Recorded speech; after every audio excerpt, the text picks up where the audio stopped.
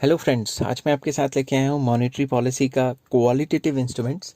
तो qualitative instruments के parts discuss करेंगे। इससे पहले वाले पार्ट्स सारे जो हैं उनके लिंक्स डिस्क्रिप्शन में मिल जाएंगे, तो प्लीज़ उनको चेक कीजिएगा।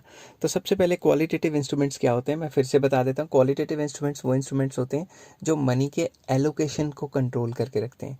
अगर आरबीआई या सेंट्रल बैंक चाहे कि मुझे किसी पर्टिकुलर सेक्टर में पैसा डालना है, तो वो क्या करेगी, वो क्वालिटेटिव इंस्ट्रूमेंट्स को इस्तेमाल करेगी। तो सिंपल इंग्लिश में क्या इसको कहते हैं, चलिए शुरू करते हैं। It includes all those instruments which are use to allocate the funds in a particular sector. एक पर्टिकुलर सेक्टर में फंड्स को एलोकेट करना, एलोकेट करने का मतलब अगर ज़्यादा है तो कम कर देना, कम है तो ज़्यादा कर देना।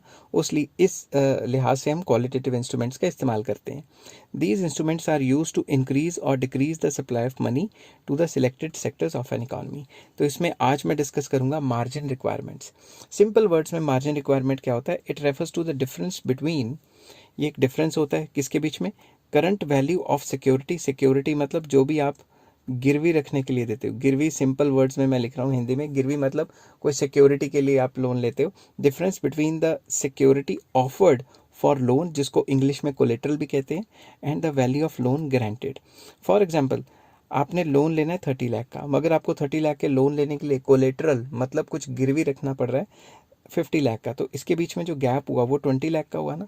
तो मार्जिन रिक्वायरमेंट कितना हुआ? 20 लाख।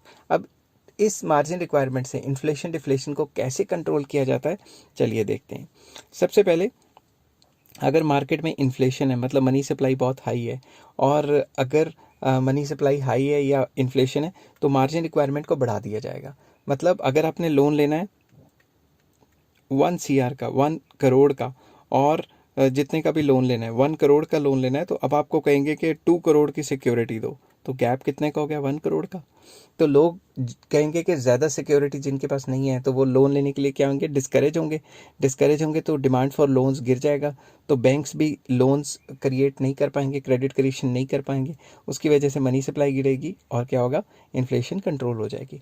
मोर ओवर, अगर गवर्नमेंट चाहे कि भाई सिर्फ प्रायोरिटी सेक्टर को ही जाए पैसा, प्रायोरिटी सेक्टर को पैसा जाए, जैसे कि एग्रीकल्चर, तो उसमें क्या कहेगी? मार्जिन रिक्वायरमेंट को कम कर देगी, ताकि जो फार्मर्स हैं वो कम सिक्योरिटी दे के भी ज़्यादा से ज़्यादा लोन ले सकें। इस केस में ये एलोकेशन में भी अप्लाई हो जाता है।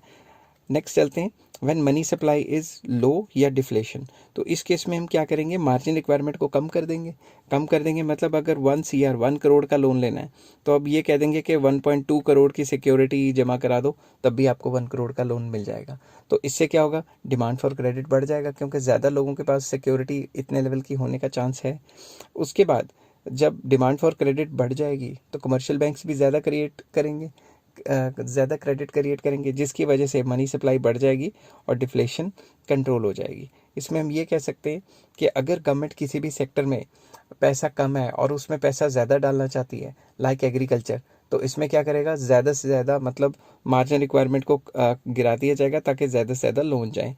मगर दूसरी तरफ अगर किसी सेक्टर में डिस्करेज करना चाहती है, अगर किसी भी सेक्टर में डिस्करेज करना चाहती है कि यहाँ पे पैसे मत आएँ, डिस्करेज करना चाहती है एक सेक्टर को, ठीक है, और एनकरेज करना चाहती है दूसरे सेक्टर को, उस केस में मार्जिन रिक्वायरमेंट को बढ़ा दिया जाएगा। और जैसे ही मार्जिन रिक्वायरमेंट बढ़ेंगे, तो उस सेक्टर में लोन्स के फ्लो कम हो जाएंगे, और जिस सेक्टर में प्रायोरिटी है, जिस सेक्टर में गवर्नमेंट चाहती है कि इन्वेस्टमेंट हो, वहाँ के मार्जिन रिक्वायरमेंट कम करके वहाँ सप्लाई ऑफ मनी भेजी जा सकती है। ठीक है, आई होप ये सारी चीज़ें आपको समझ आ गई हैं। अगर समझ आ गई हैं तो please like, share and subscribe. Take care, have a nice day.